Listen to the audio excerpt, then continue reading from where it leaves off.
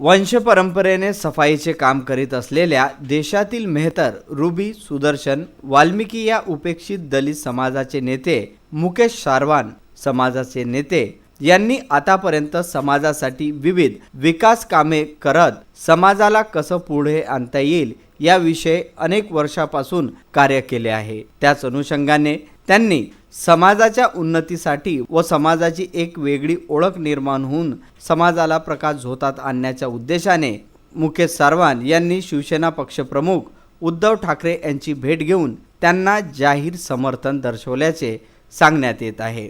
उपेक्षित दलित समाजावरील अन्यायाला वाचा फोडण्याचे काम फक्त शिवसेनाच करू शकते असे यावेळी मुकेश सारवान यांनी विदर्भ न्यूजशी बोलताना सांगितले। मुकेश सारवान हे सध्या बडनेरा विधानसभेच्या भाजप सेना उमेदवार प्रीती बंड व अमरावती मतदारसंघाचे युतीचे उमेदवार डॉक्टर सुनील देशमुख यांच्या प्रचाराकरिता व त्यांना विजयी करण्याकरिता परिश्रम घेत आहे। यावेळी शिवसेना भाजप युतीच्या महाराष्ट्रातील उमेदवारांना मुकेश सारवान हे उपेक्षित समाजाचे नेते म्हणून महाराष्ट्रातील सर्व सेना युतीच्या उमेदवारांना समर्थन देण्यासाठी महाराष्ट्र भ्रमण करत आहे।